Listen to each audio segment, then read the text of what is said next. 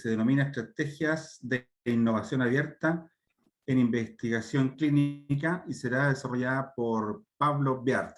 Pablo es director regional de investigación clínica en Bristol Myers Squibb de Argentina. Así que adelante, Pablo, por favor. Sí, muchas gracias, buenos días a todos. Muchas gracias a Hacha por la invitación, es un placer participar. Espero que me puedan escuchar bien con la máscara. Ustedes saben que por una circunstancia particular de la pandemia, en las oficinas, en el ámbito de Argentina, las personas que estamos participando de las oficinas tenemos que usarlo en todo momento, tapabocas. Así que sin más preámbulo, atendiendo a que estamos cortos de tiempo, espero que puedan ver bien mi pantalla. Vamos a ver, ahí está. Sí, se ve perfecto. Excelente. La idea es en estos 15 minutitos, 10-15 minutitos, poder compartir con ustedes algunos aspectos que tienen que ver con la investigación clínica, porque la idea es que puedan llevarse una idea general, un pantallazo general de cómo la industria del startup, pero la industria del IT y la revolución digital está realmente revolucionando esta área que es muy técnica, muy específica, y hasta antes de la pandemia nadie sabía, o muy poca gente sabíamos de lo que significaba un estudio fase 1, fase 2, fase 3. La gran ventaja de la pandemia, si es que hay alguna ventaja de esta cosa tremenda que nos pasa, es que me facilita esta charla porque, digamos, es más conocido cómo es el proceso de desarrollo de un medicamento. Básicamente me quiero centrar entonces en el aspecto tecnológico y de la revolución digital, en lo que yo marqué acá en rojo, que es el aspecto dentro del desarrollo de un producto farmacéutico de la investigación en pacientes, en la generación de datos en pacientes que participan en proyectos de investigación para demostrar que el producto es seguro y es efectivo. Como ustedes ven también, es importante, esto marca todo el derrotero de un producto, de cada 5.000, 10.000 productos en etapa preclínica, antes de pasar a los animalitos, terminan aprobándose literalmente uno, y esto lleva 6 a 7 años solamente en la etapa clínica y aproximadamente 10 años en el desarrollo de un producto, que como ustedes ya se pueden dar cuenta, y pandemia mediante, es demasiado, es muchísimo tiempo. Los pacientes, los enfermos, definitivamente no esperan más de nosotros desde la perspectiva de desarrollo de productos, y las empresas farmacéuticas esperan más de ellas mismas, porque claramente esto, como ustedes ya se pueden dar cuenta, es muy ineficiente. Ahora bien, esto, para poder seguir setting the stage, por decirlo de alguna manera, se complica en el buen sentido de la palabra. Tenemos una cantidad de productos en investigación, todas las empresas farmacéuticas, más los gobiernos que también desarrollan sus propios productos, tenemos una cantidad inédita de productos de potenciales medicamentos en desarrollo, más de 8.000, con el 75% de ellos con novedosos mecanismos de acción, primeros en su clase, con tecnologías absolutamente revolucionarias, que como vemos, tenemos el desafío de desarrollarlos en mucho menos tiempo que estos 6, 8 o 10 años. Para esto, para complicar más la cosa, la chance de que esos medicamentos, esta es otra manera de ver lo que vimos en el primero, la chance de que estos medicamentos lleguen, puedan ser aprobados, puedan demostrar que sirven y son seguros, es del 10%. ¿Sí? Estos son datos que realmente hablan de la ineficiencia y por el otro lado, de las oportunidades que tienen las empresas farmacéuticas o los desarrolladores de medicamentos en mejorar esta eficiencia, justamente. Para complicar más la cosa, la cantidad de dinero invertido en investigación y desarrollo, ustedes ya lo vieron mis colegas de otras empresas hablando de el gran volumen de investigación, el gran volumen de inversión en investigación y desarrollo. Para cada producto, el promedio digamos, si hacemos el promedio de productos aprobados que terminan siendo comercializados versus la cantidad de inversión, como ustedes se dan cuenta en la parte izquierda del gráfico, en el 2010 eran aproximadamente $1 billón, y para el 2019 ya casi $2 billones. Quiere decir que se duplicó en 10 años, algo que no es sostenible en el tiempo, y también hemos visto por parte de otro exponente previamente el impacto que tiene cada uno de los productos, y hay productos que tienen un potencial de venta muy elevado, de más de 10 billones de dólares, pero la realidad es que cuando uno divide la cantidad de productos que se aprueban versus el ingreso total de todas las empresas, claramente está en descenso, ¿sí? Pasamos de un promedio de 816 millones de dólares a 376. Y esto tiene, no me voy a detener demasiado, da para mucha explicación, pero tiene que ver con el concepto de que cuando no hay nada es muy fácil, ¿no? Tener algo que supere y sea muy novedoso. Pero cuando hay tratamientos novedosos y tratamientos buenos, es muy difícil superarlo. Se va cada vez a un subgrupo más pequeño de pacientes, a un subgrupo más pequeño de esa enfermedad, por lo tanto, el potencial de impacto de ese producto nuevo, donde ya hay otros, cada vez es menor. Y explica por qué en 10 años nada más bajamos de un promedio de 816 a 376. Más complejidad todavía.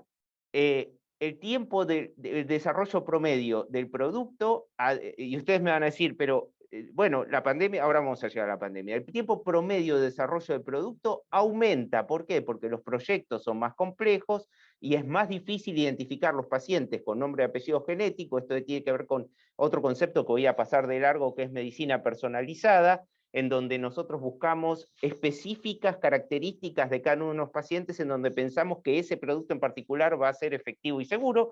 Esto determina que los proyectos se alarguen, ¿sí? Vacunas es una excepción y pandemia es otra excepción también, pero en promedio esta es la situación. Entonces, más lento, más caro, más difícil.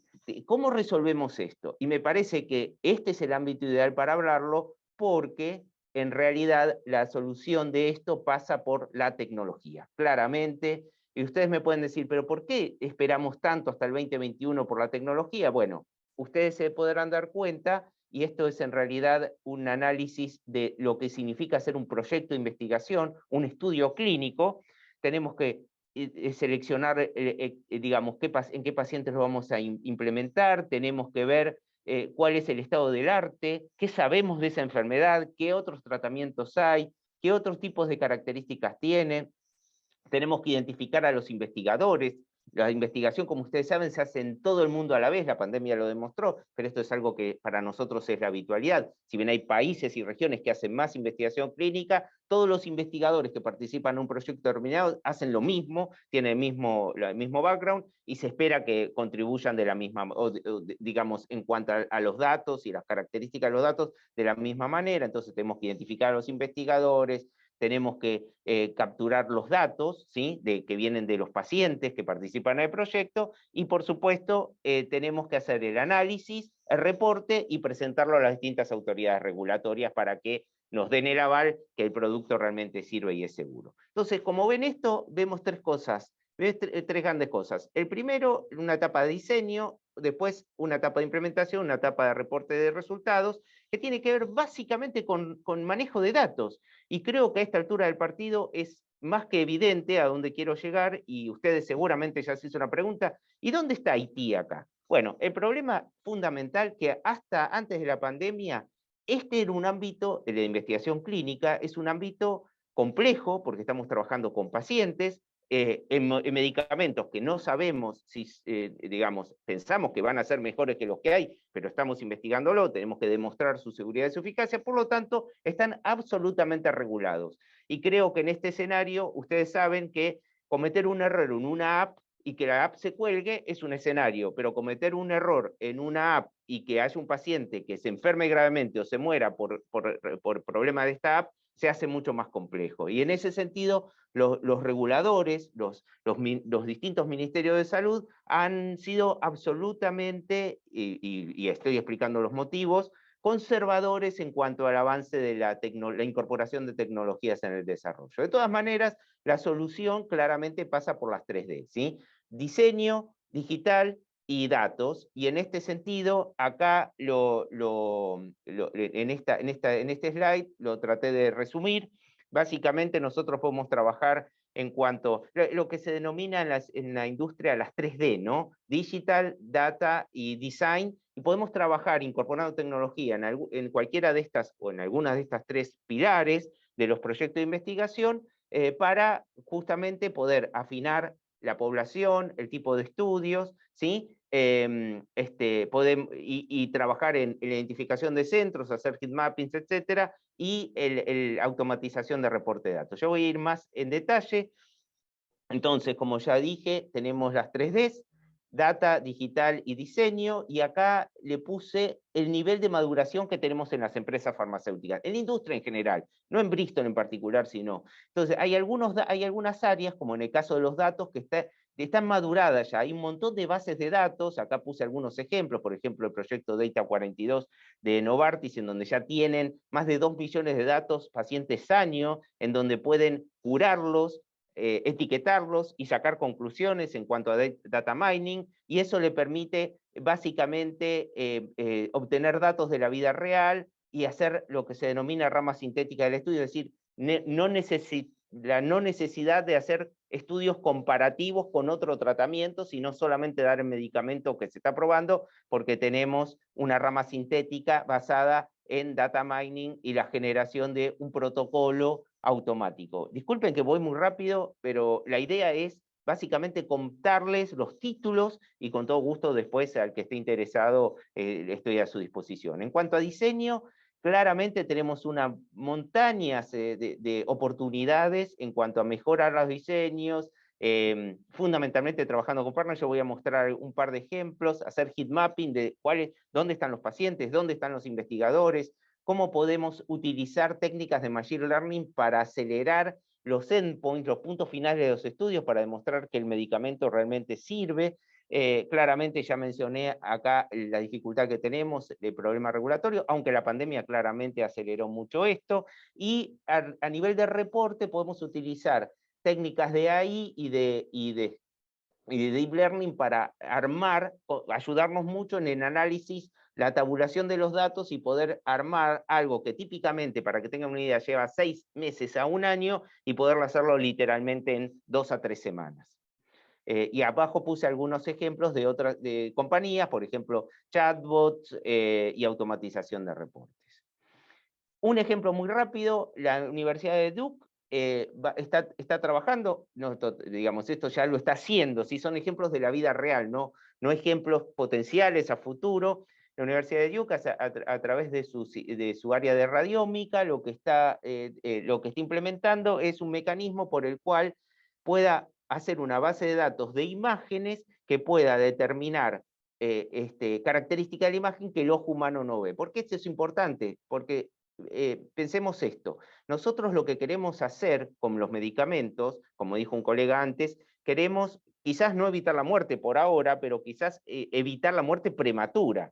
Entonces, en ese contexto, los proyectos de investigación más sólidos son los que demuestran que los pacientes que participan en un medicamento determinado viven más que los que no participan en ese medicamento. El problema, y creo que ustedes van a coincidir, es que si mi medicamento mejora la sobrevida en 20 años, al esperar un estudio clínico a 20 años para saber que ese medicamento funciona, sería poco factible. Entonces se necesitan otras mediciones que sustituyan, que estén pegadas y que expresen lo mismo que la sobrevida. En este caso, las imágenes en oncología es el ejemplo que tomé. El problema con esto es que hay mucha variabilidad, muchos investigadores, muchos radiólogos miran la imagen y claramente no pueden medir todo, pero las computadoras sí lo pueden hacer. Con el Deep Learning se pueden definitivamente hacer hasta 2000 mediciones por cada, puedes medir tamaño, volumen, heterogeneidad, interacción con el resto de los órganos,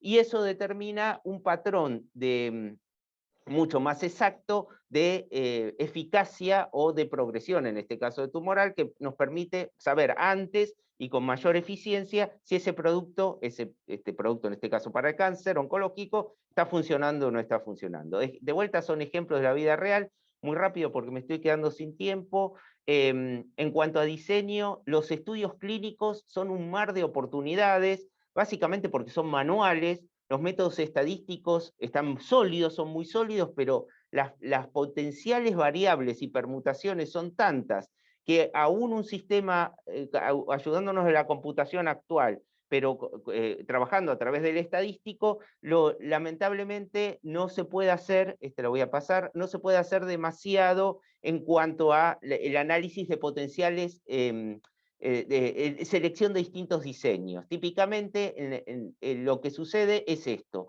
el estadístico o el grupo de estadística analiza aproximadamente 10, 20, 30, 40 potenciales diseños, pero con el sistema, este es otro ejemplo de una empresa que se llama Solara, de Sitel se llama la empresa, el software se llama Solara, que básicamente uno le pone lo que le interesaría saber de diseño y puede hacer a través de cloud computing, a través de más de 100.000 CPUs virtuales que la tienen en la nube, pueden hacer 10.000 diseños en minutos y claramente nos da esto, ¿sí? Nos permite jugar con distintos hazard ratios, distintos tipos de sobrevida, distintos tipos de diseño, distintos tipos de alocaciones, todo en miles de simulaciones, en miles de veces, y nos permite determinar cuál es el diseño que nos va a manejar la potencia adecuada, el tamaño, la duración del estudio y el costo, ¿sí? Por último, voy a hablar rápidamente de estudios descentralizados. En este contexto, ¿a qué me refiero con estudios descentralizados? Son los estudios que típicamente no están en este ámbito. Y ustedes lo vieron en los estudios de vacunas, probablemente hayan leído, el paciente tiene que ir a un centro de investigación en donde se le aplica la vacuna y después se va a su casa, después vuelve al centro de investigación y le cuenta cómo le fue. Esa es la típica investigación tradicional que se hace en el centro de investigación y en donde el dato, claramente, el dato de ese paciente se procesa a través de un intermediario, el médico o el personal de investigación de ese centro. Ahora, hay otras modalidades que han crecido a lo largo de los últimos 10 años, no tanto, 10 años, con un impacto enorme desde la pandemia, que se llama descentralizada, en donde tenemos pacientes que no van, nunca van a un centro de investigación, que se llama virtual, 100% virtual, o algún tipo de permutas y combinaciones. Y este es otro ejemplo que tomé de la vida real de una empresa que se llama Medable, que tiene todos estos componentes muy interesantes, pero para investigación, ¿sí? Porque telemedicina, y muchos de estos ustedes ya los conocen, otros no, les llaman, ¿qué es el e-consent? El consentimiento informado es toda la información que se le tiene que dar a un paciente para que participe en un proyecto de investigación. Estos son materiales para que el paciente vuelque cómo se siente, qué cosas le están pasando, y etcétera, etcétera. No me voy a detener, lo pongo acá como para que vean las características que tiene esto, la evolución de los proyectos descentralizados, es decir, porque estos se basan 100% en la tecnología. Cuanto más me voy del centro hacia el ámbito de la comunidad o mi casa, etcétera, tengo que recibir o recaer en otras tecnologías. Y ustedes ven, el primer estudio que se hizo fue en el año 2011, que lo realizaron Pfizer y Parexel, y a partir de ahí comenzaron a aparecer una miríada. El estado del arte, algunos ejemplos que los puse, básicamente como para considerar. La inversión es enorme, ya lo mencionaron mis colegas, tenemos aproximadamente unos 10 billones de venture capitals en inversión de este tipo de tecnologías, y claramente la más importante, que es la negrita, tiene que ver con investigación y desarrollo, que es la más compleja, pero también es la más importante en cuanto a oportunidades. Y por último, un pequeño resumen, es típicamente la innovación, es open innovation, ¿sí? Las empresas no han decidido voluntariamente no desarrollar el expertise de incorporar estas tecnologías, sino hacer un partner o interactuar con startups, con otros, con vendors. Por eso es un modelo claro y típico de inbound innovation, en donde nosotros, las empresas, nos asociamos con distintos vendors. Esto tiene un par de años, pero fíjense todos los jugadores que hay, y la gran ventaja de participar en esto, que es un mercado de aproximadamente 69.000 millones de dólares por año, ¿sí? Los ejemplos que yo les mostré, por ejemplo, tienen que ver con, acá está Medable, es una de las tantas, ¿sí? Y está Solara por acá, bueno, no me quiero detener, pero están todos, y definitivamente todos los días aparece una nueva. Y con esto termino, básicamente invitándolos a que piensen en investigación clínica. Yo sé que es complejo, es un ámbito sumamente regulado, pero es la extensión normal y natural de todas las tecnologías de la información. Las empresas nos vamos cada vez más a centrar en manejo de grandes conjuntos de datos y computación distribuida. Vamos a ser intermediarios de esa tecnología. No la vamos a desarrollar, sino que la vamos a incorporar. La interoperabilidad de manejo de datos cada vez va a ser más crítica porque el foco tiene que ver en el desarrollo de medicina personalizada, que no hablé, pero definitivamente es otro tema mucho más interesante, con el objetivo de que el producto se pueda desarrollar mucho más rápido. Acordémonos, el programa de vacunas típicamente en promedio duró 1 año y medio, versus un promedio de 6 años que tenemos en cualquier otro tipo de medicamento, y la automatización no solamente vino, sino que vino para quedarse y para incrementarse. Ese es el motivo por el cual tenemos tantos jugadores, y la expectativa es que cada vez tengamos más oportunidades. No solamente los que mostré de vuelta son empresas que ya están de alguna manera consolidadas, pero todos los días aparecen ideas nuevas, oportunidades nuevas y startups nuevos que los invito a considerar. Y con esto termino. Muchas gracias por este tiempo que me han dedicado.